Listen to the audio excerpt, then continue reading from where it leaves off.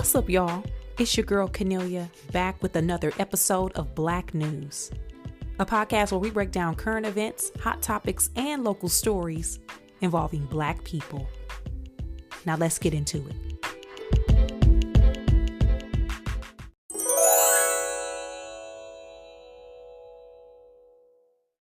Welcome back to everybody that went to homecoming. Happy post-homecoming. Y'all, it was homecoming season. Shout out to everybody that went. I usually do my yearly homecoming do's and don'ts. I did not do it because I gave it to y'all for the last few years in a row. Okay. I'll bring it back next year, but I did not do them because we should all be very versed in the homecoming do's and don'ts, even if you went to a PWI or an HBCU. But shout out to everybody that went to homecoming this year. It seemed like another year, successful year. I did see some reports of some shootings on campuses and adjacent. I saw today that somebody was shot at Lincoln University. Someone in DC, there was some shooting in DC, not on the campus of Howard. I saw something like that, y'all. I got my thoughts about it, but I'll get into it a little bit if I remember, because that's tragic. But also, these administrators lock them campuses down. It's not easy because homecoming is for everybody. But you got to put some more security measures in place. You got to lock that down. I don't know how you're going to do it, but you need to. But I did not attend this year, y'all. Y'all know I love me some homecoming. You know I love me some homecoming. If I lived on the East Coast or in the American South, I would be at homecoming every year. I know it. I love me some homecoming. And I love it because, especially as I've gotten older, I have become more and more and more appreciative of me attending and having the privilege to attend an HBCU, Hampton University. Shout out to the Pirates. I also want to try to do a better job of cultivating and nurturing the relationships that I have created and started at Hampton. It's just like a big family reunion and a warm hug all in one weekend. And I'm going to be honest, and I'm going to talk about this a little later in a different topic. There is no event out here on the West Coast that gives the same feeling. There are ways to find community and all of that, but there's no replication, um, no similar function that can give you what homecoming can give you. It's not. If I move back east, I'm gonna be there every year. Okay. I might even step in on somebody else's homecoming. What's up, Spell House? I don't know about Spell House because I've been looking online and I've been seeing the pictures in the posts on TikTok. It be too packed. It looks like a fire hazard down there. But we got to get it under control. And a part of that is because homecomings have gotten so popular, especially in some areas, that it is not just for alumni and current students. People from the city come and attend it from out of town. But I saw one. It was that one. It was, what was it? North Carolina Central, baby. It be packed on some of these campuses. Hey, I can't. Hey, I don't like to be stuffed, but if I live on the East Coast in the American South, I might risk it for a weekend. See what's up. See what y'all talking about. Either way, it looked like everybody had a good time. I ain't go because my crew didn't go. Like, well, I have line sisters and people that I know and friends who went, but the people that I'm usually spending the most time with during homecoming weekend did not go. And if they ain't going, hey, baby, I ain't gonna be there. Okay, them my dogs. You know what I'm saying? Them my dogs. I got to be there with my dogs. So it all around seemed like a good time. But I mentioned that this because there was quite a few posts going around social media this year, and it happens every year, but this year, I don't know, it maybe is magnified, that was asking people who too old to go to homecoming. I thought homecoming was for kids. Why you over 30 going to homecoming? Ain't this for child? It's for parties, blah, blah, blah, blah, blah. I'm gonna play one video um And I wasn't the only one annoyed by that. There were a lot of people who were like, "What are you what?"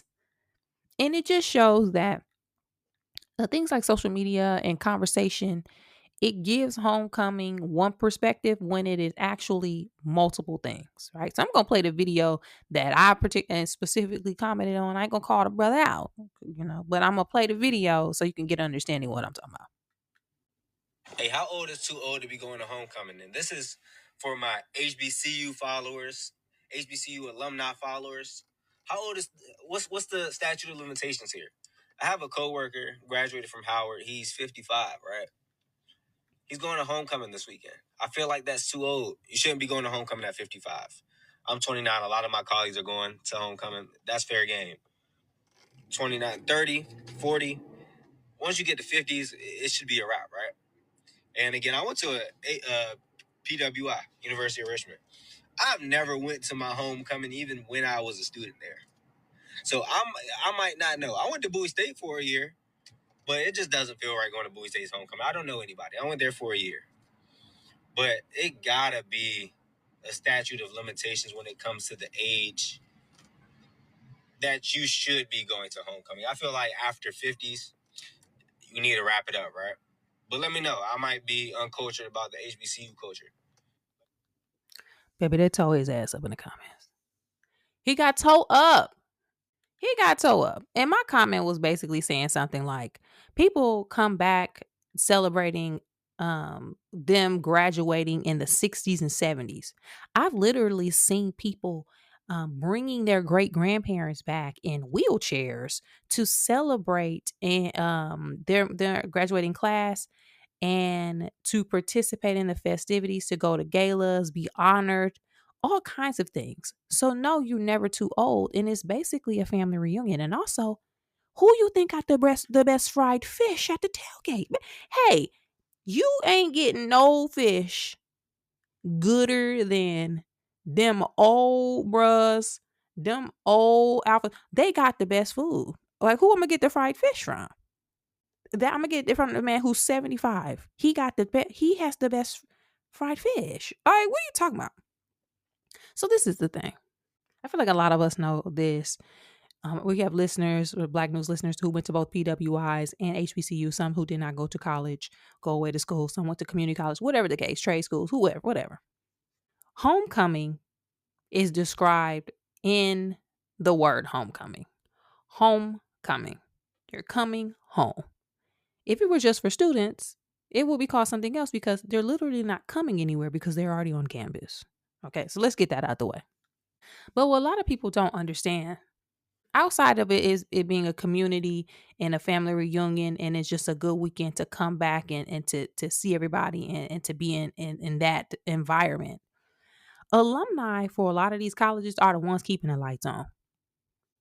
Yes, some are public institutions, some are private, some have fundraising efforts and endowments and all of these things, but homecoming drives excitement, brings people back to campus. It brings dollars into the school and into the community. It provides an opportunity for fundraising. I don't know how many times me and my line sisters, or our line done or our sorority, our chapter has raised money and come back homecoming weekend and given out scholarships. Last year, 2024, I believe we donated, or was it 2022? Whenever we turned, what year is it? 2022.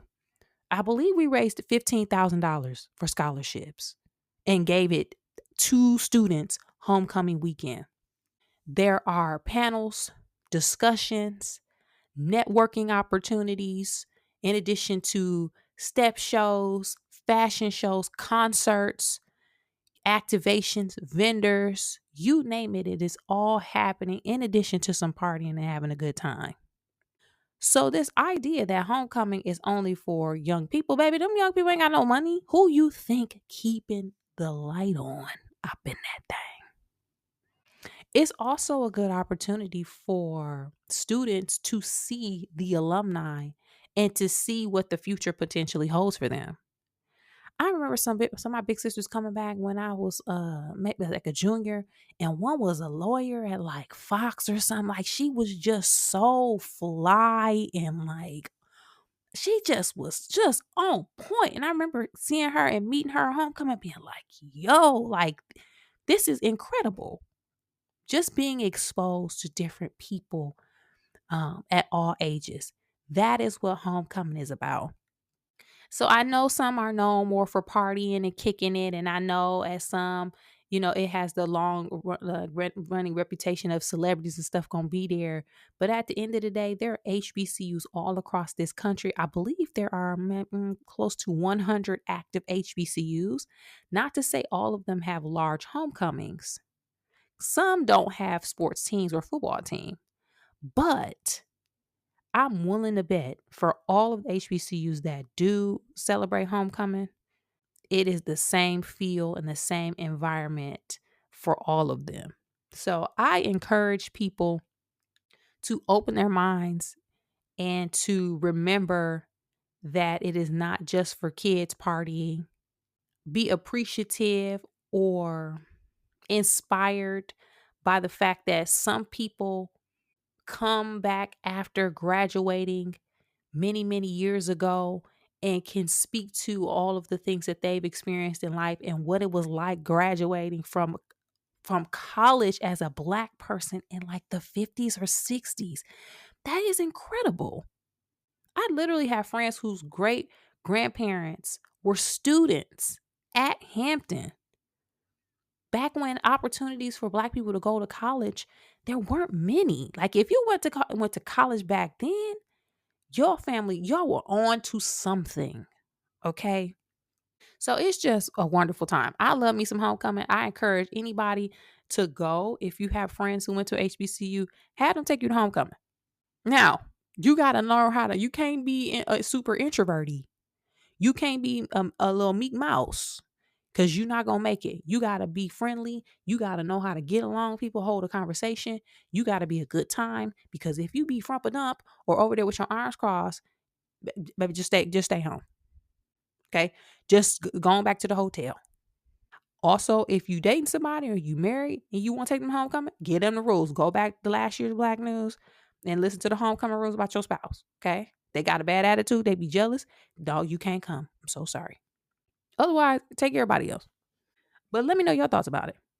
Also, I do want to point out too that there was flyers and stuff going around social media about that group Blexit. Those black conservatives were supposedly making their way around to HBCU campuses during homecoming weekends to and I'm putting air quotes because this is what I think their goal was, and like many other people, to agitate. Right? You got to be bold to come on campuses during homecoming weekend wanting to debate or agitate in the spirit of conservatism. You got to be bold. But that got shut down and they canceled whatever that was. And Hampton University made a statement that basically said, yeah, we are a private institution. They didn't go through the proper channels. I don't know what y'all talking about. They wasn't ever coming in the first place because they ain't fill out the paperwork. Our campus locked down. You got to follow the protocol. Okay. So Hampton, hey, we do our part. They can't come. And also, you got to be crazier than a mug to come to homecoming in with an effort of debating or agitating or causing some type of friction when there isn't just students on the yard. Like I can see people trying that shit when it's just kids. You are not playing that with no 40, 50, 60-year olds who graduated, got advanced degrees, and be lawyered up. You're not playing that. So that them doing that trying that during homecoming weekend, for me, it was crazy anyway. Because do y'all know who y'all messing with? Try play with somebody else. Anyway, what y'all think about it? One, did y'all go to homecoming? Two, what's your experience? And three, do you actually think homecoming is for like 30 and under? Let me know. You can find me at Canelia on social media. On another note, do y'all feel like people are getting meaner online? Y'all, people are people are really mean online. It is really bad. And I'm not just talking about them like crazy racist people who be now calling black people monkey. Like they be going crazy. Them racists be going crazy online. It's wild. But also, I just be looking at people's posts and going through comments and just reading stuff. People got a really nasty attitude. Like people be talking crazy on social media. There is no, it seemed like it could be a bunch of things, but one thing it seems like is one, people are just in a very stressful state. It could be that, right? It's a lot going on.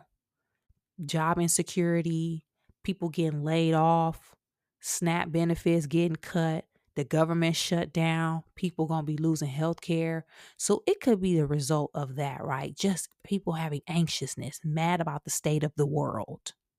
Or it could be people mimicking what they see and how there are no repercussions for their actions and living out their dream of being nasty and talking crazy to people without having any consequences. Like, cause people can, if you can have a fake account, people be having fake profiles, child. It be anime uh profiles. Some of these people be bots, like, but you can't find out who this person. So somebody can be talking cash shit to you and you don't know who it is, you don't know their real name, what they look like, so they're basically under a blanket of protection. I think that may be one of the things too, right? I can finally be nasty to people without having to deal with anything.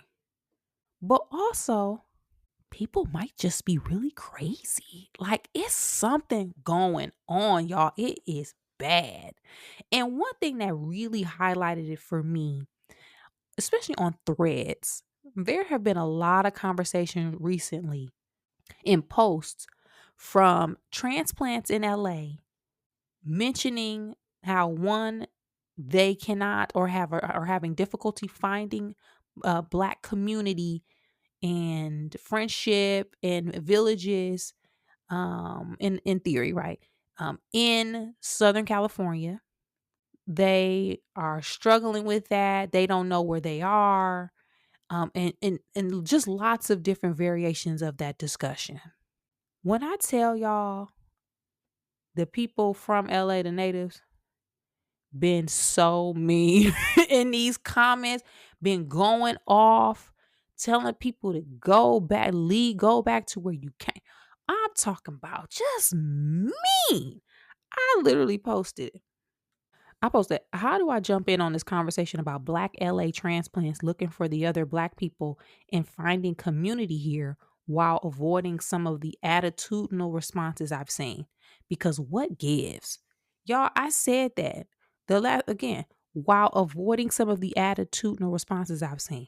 Y'all, why people jump in the comments with the attitude?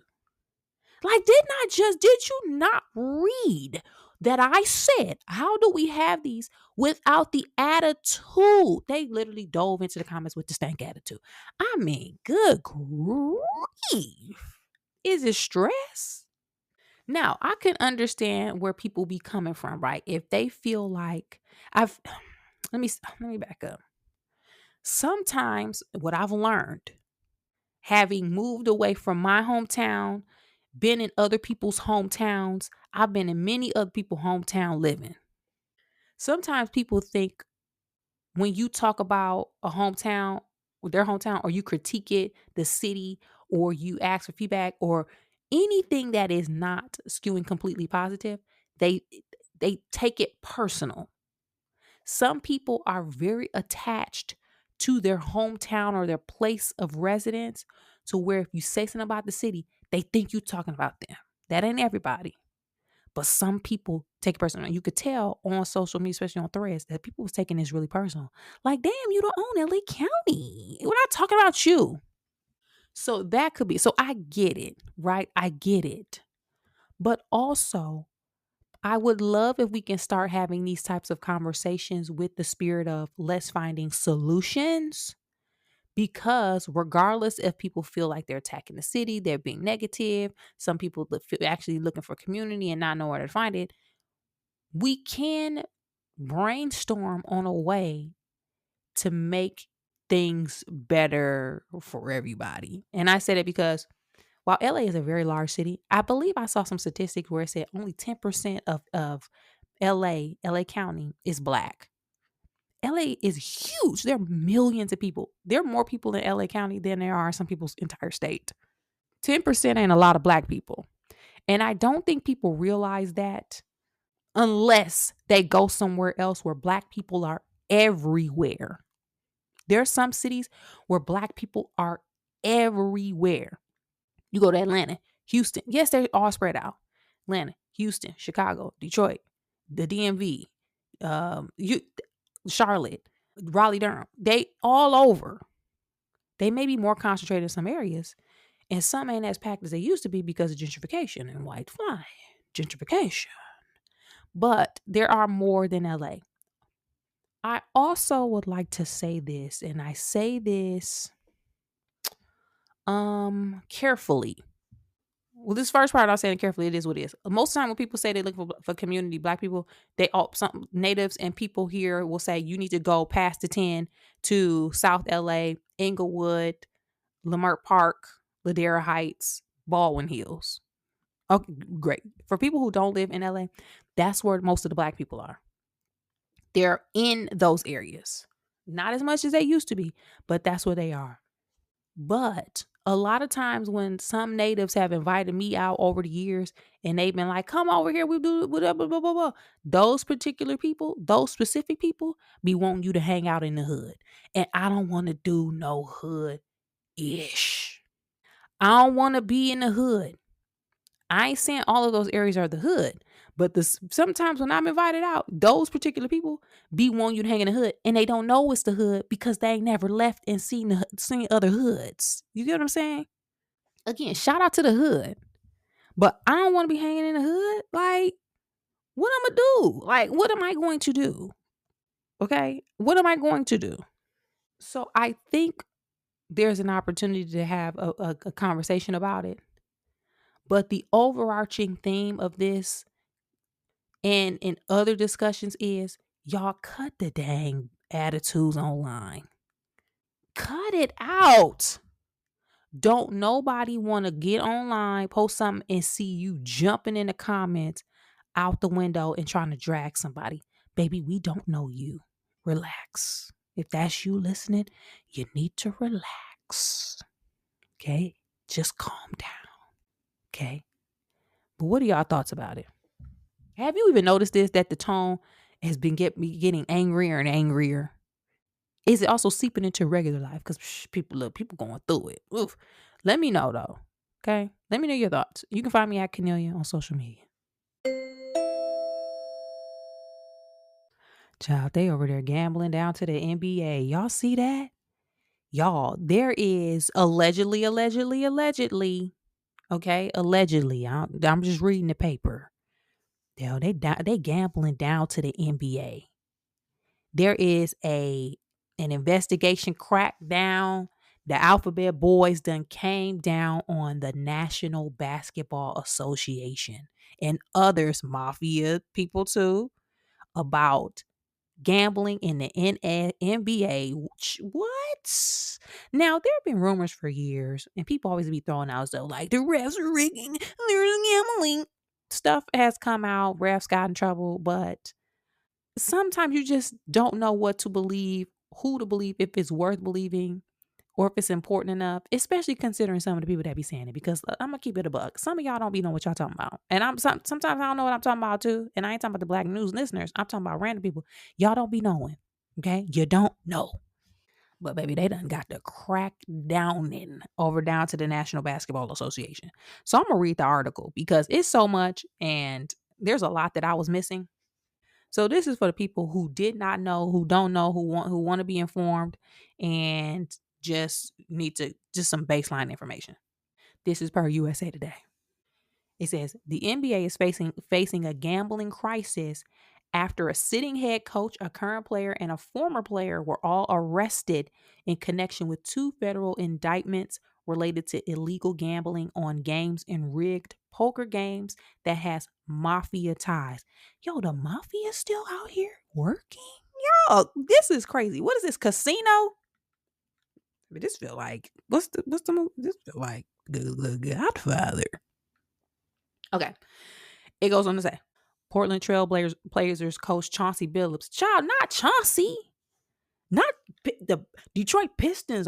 NBA champion Chauncey Billups. It says Chauncey Billups, Miami Heat guard Terry Rozier. I don't know how to pronounce Terry's last name, but y'all get the point. And former NBA player Damon Jones are all facing criminal charges in the wake of the scandal, which is also connected with the investigation that led to the NBA banning former Toronto Raptors player Jonte Porter. Didn't even know Jonte got banned. Federal authorities allege that extensive schemes span years, and there are more than 30 co-defendants accused in the case, along with these prominent NBA figures. The investigation remains ongoing, authorities said, and the fallout has been immediate. Billups and Rozier were placed on immediate leave from their respective teams. Rozier's attorney issued a statement declaring that he is not a gambler. Billups' attorney also released a statement denying Billups' alleged role in the rigged poker games and emphasized that Billups did not gamble on basketball games. They also included a timeline that goes all the way back to 2019. It says federal authorities allege that rigged poker games backed by the Bonanno, Gambino, and Genovese organized crime family of La Cosa Nostra began as early as 2019. One specific game involving Billups, allegedly. Yeah, I'm just reading the papers. Involving Billups on this day allegedly defrauded victims out of more than $50,000. The scheme featured a shuffling machine that had been secretly altered to use concealed technology to read the cards in the deck, predict which players at the table had the best poker hand, and relay that information to an off-site operator. The indictment also includes messages in which defendants had signals for a quarterback at the table to use once he was relayed the information in real time from off-site, and discussions about purposely losing hands to keep the victims on the table longer. One of the victims was starstruck by Billups, according to the indictment, and this was by design. There's more from October 2020 about a poker game. 2020, it says investigators alleged this is when the gambling scheme involving non-public game status information began, with the co-defendants accused of using access to private information known by NBA players or NBA coaches that was likely to affect the outcome of upcoming NBA games or individuals' performances. They provided their co-conspirators with this non-public information in exchange for either a flat fee or a share in expected wagering profits. February 9th, 2023.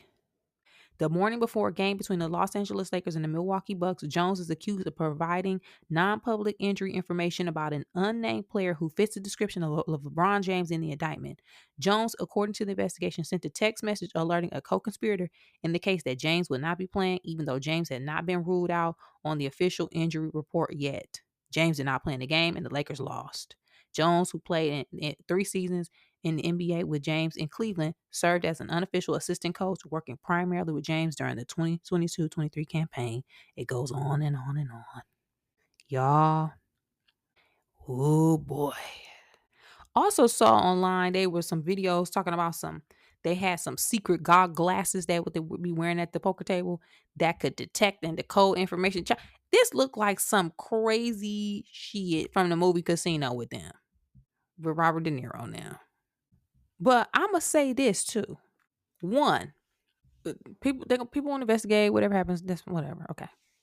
I also find it very interesting that all of the NBA stars, this is a big story.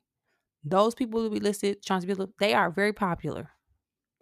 But I find it interesting that the mafia was only mentioned maybe once, twice, just a few times in this article, when it appears that the rigging, the gangsta, all of this was done in connection and partnership with them.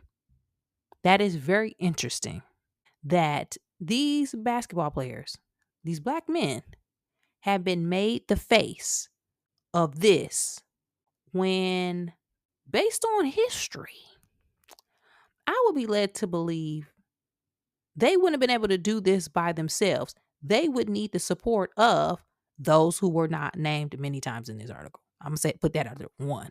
Two, we are currently living in a regime, them red hat people, they be having them hats on. And the many different departments, entities within that regime are all aligned in their approach, their execution, and their mission. With that, this regime and group of alphabet boys could be and is likely going to be on par with the Hoover regime in them. If you know history, you know what I'm talking about.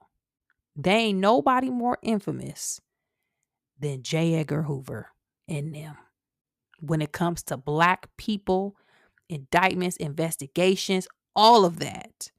So I'm personally gonna hold my judgment and wait for all the facts to come out, because we've seen at different points in this country's history how some departments and entities could take advantage of certain communities and use their power and influence to take people down when it doesn't necessarily warrant that, or it could be something different or just completely not true.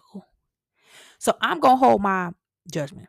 I'm just reading the papers, but if this group of alphabet boys got something to say, I'm probably not going to really believe it. I'm not going to believe it. I'm going to hold off. I'm going to hold off. But let me know what you think. Okay. Maybe y'all got something, because people was like, yeah, I knew this for years. Hey, I ain't know nothing. Okay. I ain't know nothing. Did you know? I ain't know. Let me know though. Let me know. You can find me at Cornelia on social media. Nothing made me happier and nothing made me feel more like an elder millennial than that versus that happened this past weekend between No Limit and Cash Money. I never felt more elder millennial in my life. And I'm saying that as a positive, okay? I never felt prouder to be born when I was born than I did this weekend. And I didn't get to watch the full thing. Let me say that. I was out running errands like an old lady. And when I had time to tune in, I was at the grocery store. I was in Trader Joe's with the AirPod in and the verses on my phone. Okay. Jogging in place like Master P about it.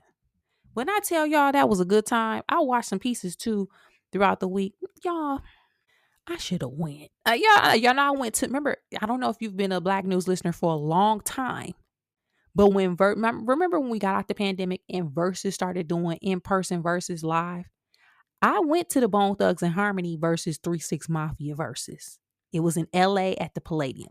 I went over down to the Versus and it was a jolly good time. A fight almost broke out, okay, on stage.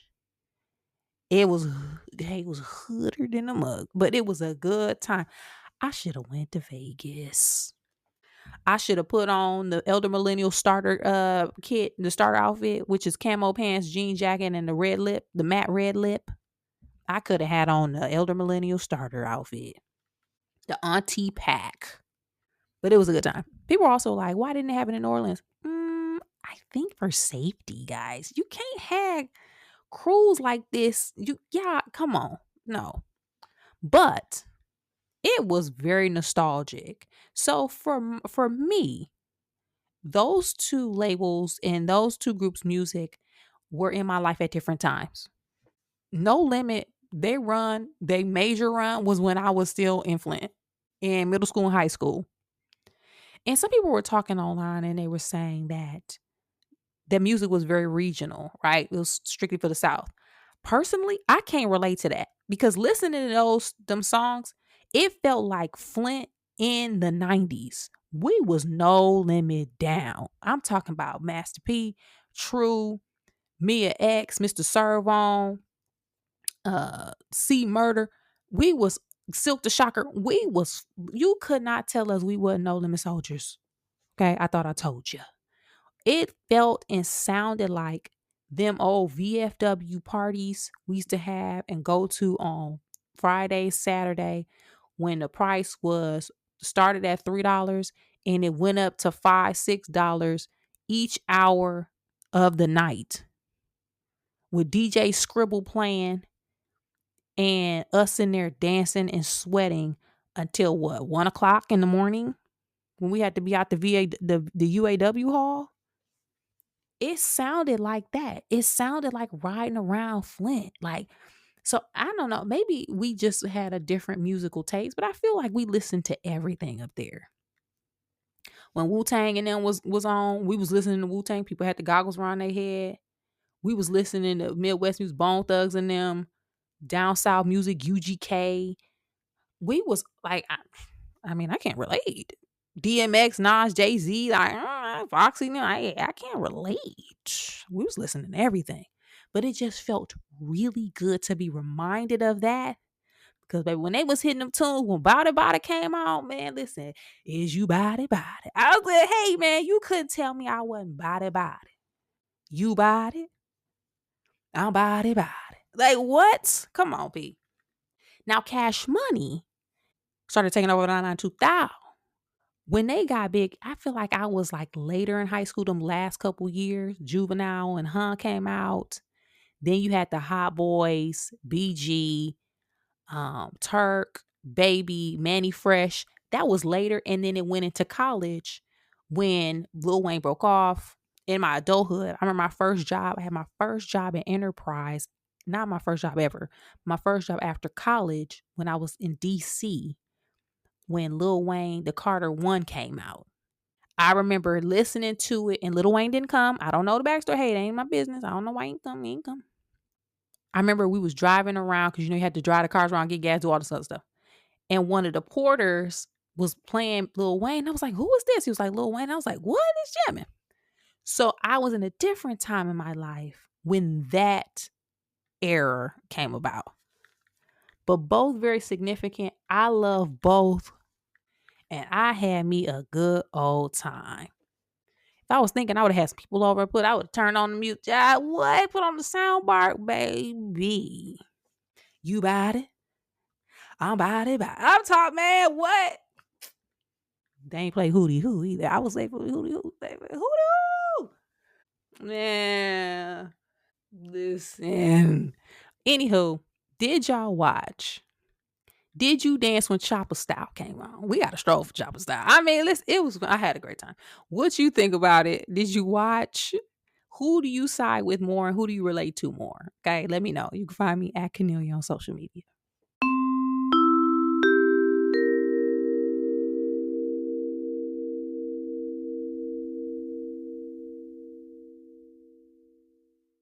On this week's episode of Black News, we talked about HBCU homecoming season and the viral conversation that's been going around asking, is homecoming for people under 30?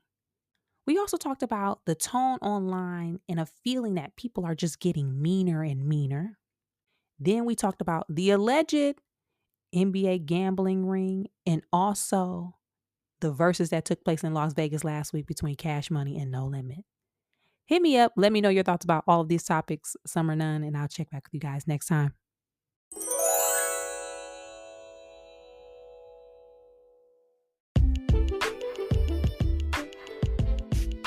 That's it for this week's episode of Black News, y'all.